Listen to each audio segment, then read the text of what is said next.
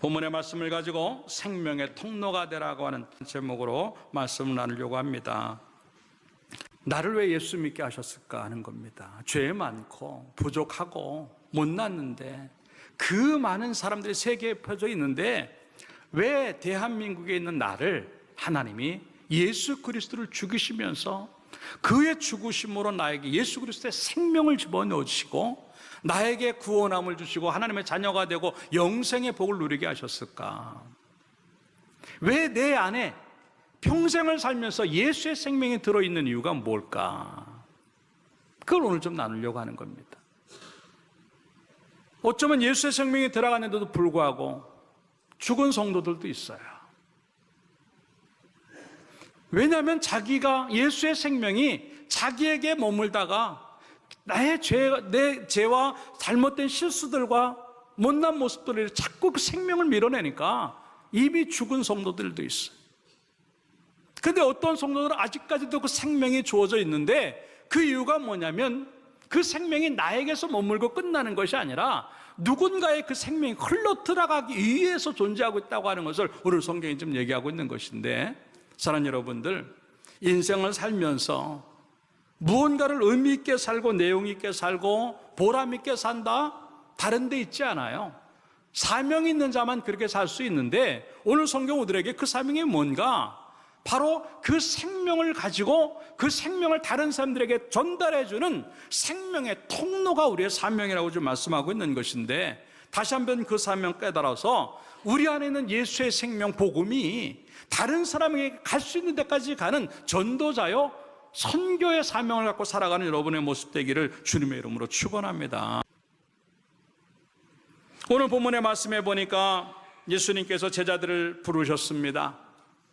12제자라고 성경은 말하고 있어요. 1절에 보니까 그의 12제자를 부르사라고. 근데 단어가 몇 가지 중요한 단어가 나오는데 1절에 부르사라고 하는 콜링에 대한 얘기가 있습니다. 그리고 1절 끝에 보면 권능을 주시니라라고 하는 기빙이라고 하는 말이 있어요. 그리고 5절에 가서 보면 내 보내시며라고 하는 샌딩이라고 하는 말이 있어요. 이 제자들을 무엇 때문에 부르셨고 그 일을 어떻게 감당하시고 그 목적이 뭘까 하는 것들이 콜링과 기빙과 샌딩이라고 하는 세 단어로 이렇게 압축해서 그냥 그 생명이 제자들에게 머물러 있는 것이 아니라 보냄을 받아가지고 가게 만드시는 모습. 더구나 오늘 본문 2절의 말씀에 보니까 뭐라고 말씀하시냐면 12사도라고 하는 말. 사도라고 하는 말은 보내심을 받았다고 하는 뜻입니다. 제자들인데도 불구하고 예수님을 직접 만나서 예수님에게 직접 부름을 받은 사람을 사도라고 말을 하는데, 그 사도들을 갖다가 제자들을 갖다가 왜 사도라고 칭했냐면 보냄을 받았기 때문이라고 하는 것이. 그 보냄 받았다고 하는 것은 무엇 때문입니까? 바로 그들에게 주어진 예수의 생명을 다른 사람들에게 전달해 주라고 보냄을 받은 거예요. 그러니까 우리의 인생들이 어떻게 살고 있는가 하는 거죠. 예배로 끝나는 인생들, 그거 아니라고 하는 거죠. 교회 안으로 끝나는 인생들, 그거 아니라고 하는 겁니다. 하나님이 나를 부르실 때는 이 교회에서 가져진 것들, 그리고 이 예배당 안에서 얻어진 것들, 예배 안에서 얻어진 것들이 세상으로 향해서 나가야만 되는 것이고, 그렇기 때문에 내가 있는 그 세상이 어느 곳이든 간에 그것은 곧 선교 현장으로 만들어줘야 된다는, 그것을 의미하는 것이 오늘 사도에 대한 이야기라고 하는 것을 우리에게 보여준 그런 이야기지요.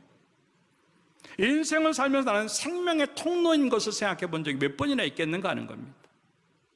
너무나 많이 우리의 삶들 속에서 말씀이 우리 속에 왔다 가는, 거기서 머물고 마는 거예요.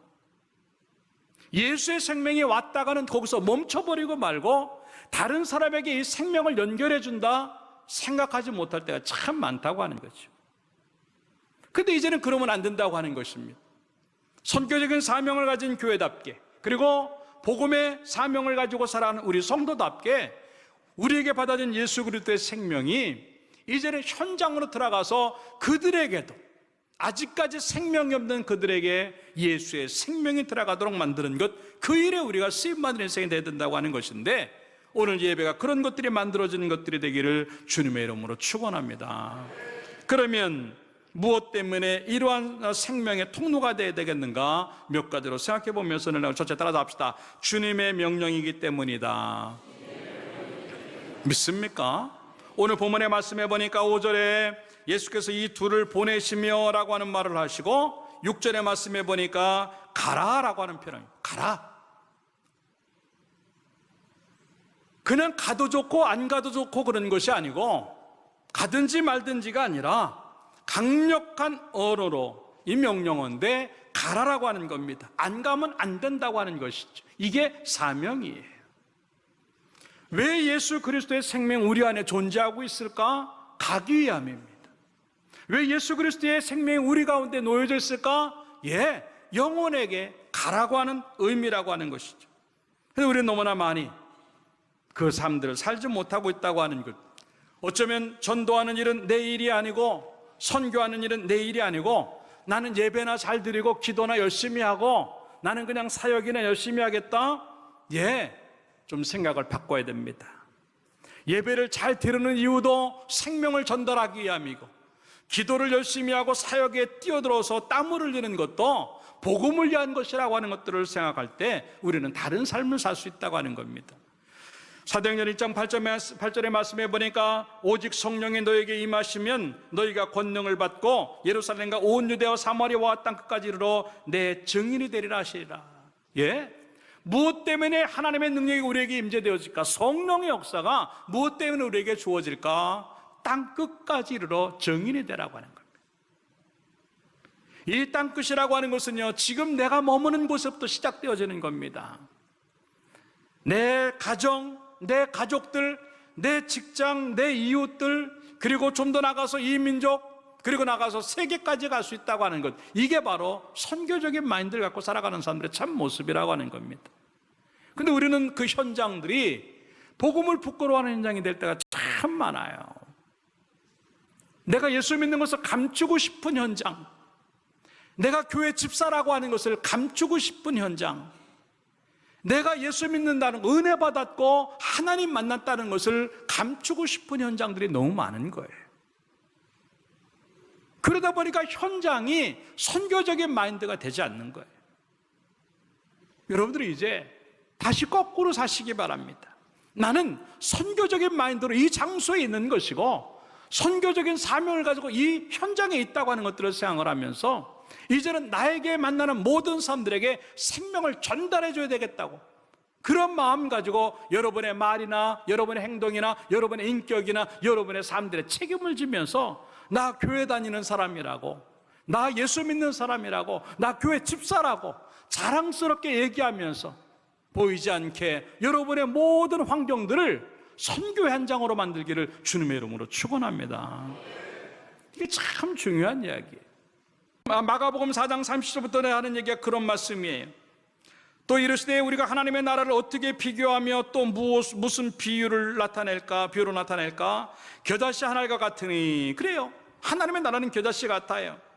땅에 심길 때에는 땅 위의 모든 씨보다 작은 것이로되 심긴 후에는 자라서 모든 풀보다 커지며 큰 가지를 내나니 공중의 새들이 그 그늘에 깃들일 만큼 되느니라. 예, 우리가 전도한 그 복음의 씨앗들이 눈에 보이지도 않을 정도로 무시당할 정도로 아주 작은 것일 줄 몰라도 예수의 생명이 그 속에 들어가니까 그 겨자씨가 나중에는 큰 나무로 변한다고 하는 것인데, 여러분의 복음 증거함이 그렇게 되기를 주님의 이름으로 축원합니다. 이게 얼마나 멋진 일이겠는가. 우간다의 그 교회들이 복음의 씨앗들이 부러진 상황 속에서 정말 하나님의 역사가 주어진다면, 그 생명이 자라난다고 한다면 언젠가는 많은 교회들이 그곳에 깃들일 정도로 엄청난 축복과 부흥을 경험하게 될 줄로 믿습니다. 그 일에 뛰어드는 것, 그것이 바로 주님의 명령이라고 하는 거예요. 너무나 하나님의 말씀에 대해서 생각하지 아니하고 정말 하나님이 무엇을 말씀하시는가를 심각하게 받아들이지도 못하고 살아가는 우리의 모습들 속에서 다시 한번 하나님의 생명이 우리 안에 들어감으로 말미암아 견딜 수 없는 마음을 가지고 주의 명령에 순종하는 여러분의 모습들이 나오기를 주님의 이름으로 축원합니다. 두 번째 따라합시다. 갚아야 하기 때문이다. 예, 8절의 말씀해 보니까 병든 자를 고치며 죽은 자를 살리며 나병 환자를 깨끗하게 하며 귀신을 쫓아내되 따라합시다. 너희가 거저받았으니 거저두라. 할렐루야. 이겁니다. 빚진 자의 마음이라고 하는 것은 반드시 갚아야 된다고 하는 것을 의미하는 것이죠. 거저받았기 때문에. 여러분들이 예수 믿는데 뭘 냈습니까? 구원받는데 여러분들이 뭘 했습니까? 아무것도 안 했어. 근데 예수 그리스도는 우리를 위하여 물과 피를 다 쏟으시고 내 죄 용서하는 것 하나 때문에, 죽는 내 영혼을 살려내시게 한 그 생명 하나 주시기 위해서 예수 그리스도는 모든 걸 다 내려놓으셨는데, 그렇기 때문에 거저받은 난데 그걸 가지고 나는 뭘 하는가 하는 거죠. 너무 많이 우리는 이걸 내 거라고 생각을 하고 있는 거예요. 그러니까 주를 위해서 아무것도 할 수 있는 게 없는 거예요. 아닙니다. 하나님이 우리에게 거저 주셨기 때문에 우리는 내 거가 아니고 하나님의 것이라고 하는 생각을 가지고 이걸 가지고 민족들을 향해서, 세계를 향해서, 아니면 이웃들을 향해서 갚아낸다고 하는 의미로 여러분의 인생들을 쓰임받기를 주님의 이름으로 축원합니다. 생명 살리는 일에 뭘 하고 있는가 하는 겁니다. 나로 인해서 살아난 생명이 누가 있는가 하는 거예요. 나 때문에 예수 믿은 사람이 누가 있고 나 때문에 은혜 받은 사람이 누가 있는가 하는 거예요. 나 때문에 살아난 사람이 누가 있는가 하는 거죠. 그 일하라고 거저 주신 거예요. 그렇게 인생을 살라고 거저 주신 거예요. 그런데 우리는 내 거로 하니까 안 내놓습니다. 여러분들, 정말 우리가 가진 것들이 내 거라고 생각하면요, 어느 정도 모을 수는 있겠죠. 어느 정도 부자가 될 수 있겠죠. 어느 정도 경제적인 여유가 있을 수 있겠죠. 어느 정도 좀 더 좀 보여줄 만한 삶 살 수 있겠죠. 그러나 하나님 보실 때 보여드릴 만한 삶인가 하는 거예요. 사람들에게는 보여줄 만한 삶이 될지 모르지만 하나님 보실 때 보여줄 만한 삶이 나에게 얼마나 있겠는가 하는 거죠. 그 생명 살리기가 되지 않냐면 사실 우리는 지금 잘못 살고 있는 겁니다. 다시 한번 선교의 사명을 가지고 거저받았기 때문에 거저 줘야 된다고 하는 생각들을 가지고 몸부림치는 성도와 교회가 되어서 복음의 더 큰 생명이 끝까지, 땅끝까지 이루어지기를 주님의 이름으로 축원합니다. 그래서 사도 바울은 로마서 1장 14절과 15절에 이렇게 말합니다. 헬라인이나 야만이나 지혜 있는 자나 어리석은 자에게 다 내가 따라답시다. 다 내가 빚진 자라. 예. 그러므로 나는 할 수 있는 대로 로마에 있는 너에게도 복음 전하기를 원하노라라고 하는 겁니다. 그 로마로 가면 죽을 줄 아는데도 불구하고 로마를 꿈꾸는 이유가 뭐냐면 빚진 자의 마음이 있기 때문에 그래요. 그 이야기가 고린도전서 9장 16절에는 뭐라고 말을 하고 있냐면, 내가 복음을 전할지라도 자랑할 것이 없으면 내가 부득불 할 일임이라. 따라합시다. 만일 복음을 전하지 아니하면 내게 화가 있을 것이미로다. 예, 내가 복음을 증거하지 아니하면 벌 받을 것 같고 심판받을 것 같고 인생이 끝날 것 같은 그러한 마음이 생기는데 어떻게 가만히 있겠어요? 이게 빚진 자의 마음이에요. 여러분, 빚을 져봤습니까? 내가 그 사람에게 빚을 지면요, 만나기가 어려워요. 빚을 갚을 때까지는요, 한번 꺼리끼고 만나면 또 왜 안 갚냐 그럴까봐 그런 마음을처럼, 내가 누구에게가 복음을 증거할 때 당신 왜 나한테 예수 믿으라고 얘기 안 해? 왜 당신 나에게 교회 오라고 얘기 안 해? 그런 마음 가지고 그 영혼들을 바라보는 그 마음들이 있는, 그게 선교라고 하는 거죠. 예, 여러분들, 아무것도 걱정하지 마십시오. 생명 전하는 일만 하면 하나님께서 여러분의 모든 것들을 책임질 줄로 믿습니다. 그 이야기가 오늘 9절과 10절의 말씀에 나오잖아요. 너희는 거기에서 복음을 증거할 때 아무것도 가지지 말라라고 하는 거죠. 전대나 그 금이나 은이나 동을 가지지 말고, 10절에는 여행을 위하여 배낭이나 두보롯이나 신이나 지팡이를 가지지 말라. 왜? 하나님 책임져 주시겠다고 하는 겁니다. 무슨 말을 할지 걱정하지 말고, 뭘 해야 될지 걱정하지 말고, 날씨, 건강 아무것도 걱정하지 말고 내가 하라는 대로만 하라고 하는 그 생명의 역사를 하나님 책임져 줄 줄로 믿습니다. 아우, 내가 이렇게 하나를 변신하고 내가 이렇게 하면 건강이 어떻게 될까? 내 시간이 어떻게 될까? 내 돈이 이렇게 나가면 어떡할까? 예. 그거 안 해가지고 여러분들의 삶들이 조금 편할 수 있을지 몰라도 여러분의 영혼은 불편한 거예요. 다시 한번 생명을 살리는 일에 거저 받은 것들을 거저 내올 수 있는 그런 상황이 되어서 여러분들에게도 정말 하나님의 역사가 아낌없이 쓰임받는 그런 인생 되기를 주님의 이름으로 축원합니다. 대한민국의 초대교회가 그랬어요. 1885년 4월 5일 부활절 아침입니다. 아펜셀러라고 하는 선교사가 한국에 첫 발을 내디뎠습니다. 이런 얘기를 합니다. 섬김을 받으러 온 것이 아니라 섬기러 왔다. 그러면서 이렇게 말합니다. 우리는 조선복음화를 위해서 기도하는데 우리는 부활절 아침에 이곳에 왔습니다. 사망의 권세를 이기시고 부활하신 예수님께서 조선 백성을 얽매여 얽어맨 결박을 끊고 자유와 빛을 주시옵소서 그렇게 기도를 합니다. 26살 청년 선교사 언더우드 선교사는 우리나라에서 이렇게 기도를 합니다. 지금은 예배드릴 예배당도 없고 학교도 없고 그저 경계와 의심과 멸시와 천대함이 가득한 곳이지만 이곳이 머지않아 은총의 땅이 되리라는 것을 믿습니다. 예, 그 1800년 후반에 그 선교사들이 와서 기도한 것들, 정말 가난밖에 없고 흑암밖에 없었던 우리나라가 하나님의 복음과 생명이 들어오니까 세계적인 나라로 바뀐 줄로 믿습니다. 하나의 교회가 세워지니까 그 파급 효과가, 생명의 파급 효과가 얼마나 큰지 앞으로 어떤 일이 일어날지 몰라요. 여러분, 그런 일에 쓰임받기를 주님의 이름으로 축원합니다. 우리나라 초대교회가 그랬어요. 켄트릭이라고 하는 선교사는 뭐라고 말을 하냐면, 나에게 1000개의 생명이 주어진다 해도 그 모두를 한국에 바치리라. 한국하고 아무 관련이 없는 이 젊은이들이 의사요, 교육자요, 대단한 집안의 사람들이 왔는데, 그때 당시, 지금은 대한민국 하면 누구나 알아주지만 그때 당시 조선 아무도 알아주지 않습니다. 그런데 그 땅에 와서 목숨이 1000개라 할지라도 대한민국을 위해서 자기 목숨을 바치겠다. 한국 사람도 자기 나라를 위해서 안 바치는 사람들이 많은데, 이게 생명의 역사. 결국 그들의 수고, 헌신들, 그리고 그런 기도의 응답으로 인해서 대한민국의 교회가 부흥되기 시작하는데, 나라가 부흥되어지기 전에 교회가 부흥되어지니까 나라가 잘 살게 된 줄로 믿습니다. 꿈을 주는 거예요. 그 꿈을. 그게 바로 생명이라고 나는 생각을 해요. 우리에게 주어져 있는 것들도 마찬가지입니다. 정말 생명을 살리는데 여러분의 인생에 쓰임받기를 주님의 이름으로 축원합니다.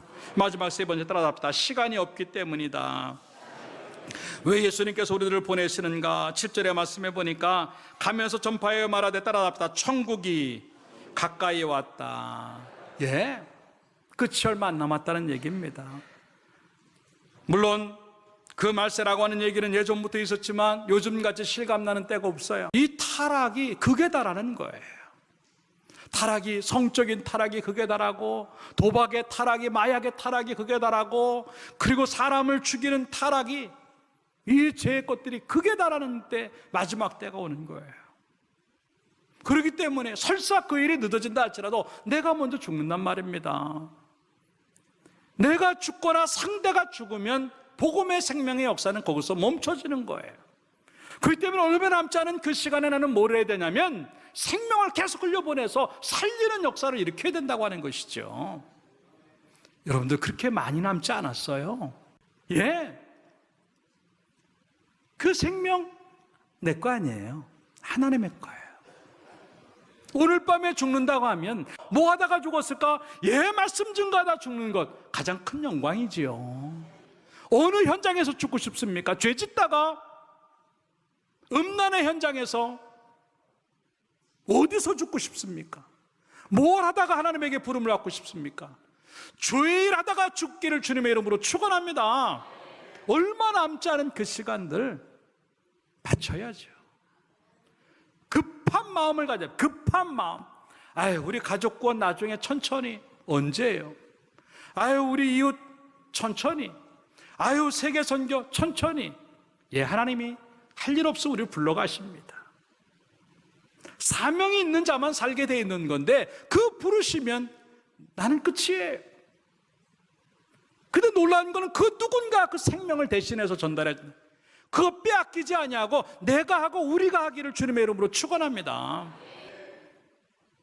그게 하나님의 역사예요. 그리고 하나님이 원하시는 게 그거예요. 그래서 사도 바울은 뭐라고 말하냐면 디모데후서 4장 5절과 6절에 그런 얘기를 합니다. 그러나 너는 모든 일에 신중하여 고난을 받으라. 전도자의 일을 하며 내 직무를 다하라. 전도하는 게 직무예요. 그러면서 6절에 뭐라고 말하면 전제라고 하는 건 뭐냐면 하나님 앞에 제사 드리는 것 중에 일종인데 모든 걸 쏟아붓는 이 제사를 갖다가 전제라고 하는 겁니다. 전제와 같이 내가 벌써 부어지고 나의 떠날 시각이 가까웠도다. 이게 사도 바울의 이야기가 아니에요. 나의 이야기예요. 나의 떠날 시간이 가까운 거예요. 언제 죽을지 아무도 모릅니다. 여러분들이 그 말을 증거해 주지 않으면, 여러분들이 그 생명을 주지 않으면 지옥 가는 거예요. 급한 마음이 필요해. 지금 언제 어떻게 그 사람이 어떻게 될지 내가 어떻게 될지 모르니까 급한 마음을 가지고 예수 믿어야 된다고 지금 그 사람들이 기다리고 있는 거예요. 왜 나에게 예수님 얘기 안 해? 왜 나에게 교회에 가자는 얘기 안 해? 그럼에도 불구하고 우리는 그 영혼들이 안 보일 때 우리는 지금 잘못 살아가고 있다고 하는 거죠. 사랑하는 여러분들, 얼마 남지 않은 시간이라고 생각하고 지금이라고 하는 시간에 생명을 전달해주는 사명 갖고 살기를 주님의 이름으로 축원합니다. 결론적으로 말씀을 드립니다. 오스왈드 스미스 목사님은 이런 얘기를 했습니다. 우리가 한 교회의 영적 상태를 보려면 전도하려는 태도를 통해 알 수 있고, 한 사람의 영적 상태를 보려면 전도하려는 태도를 통해서 알 수 있다. 교회나 개인이나 복음의 열정들, 생명을 전달해 주는 것이 있는가에 따라서 그 사람의 현 주소를 알 수 있다고 하는 그런 이야기지요. 지금까지도 잘해왔지만도 우리 교회가, 그리고 여러분들이 다시 한번 선교적인 마인드를 가지고 복음 증거하기 위해서 내 가정을 살리고 내 이웃을 살리고 내 직장을 살리고 내 지역을 살리고 내 민족을 살리고 세계를 살리겠다고 하는 그러한 보냄받은 자다운 사명감을 가지고 살아감으로 말미암아 여러분 속에 있는 그 생명이, 예수의 생명이 땅까지 증거되는 데 쓰임받은 축복자가 되기를 주님의 이름으로 축원합니다. 기도하겠습니다.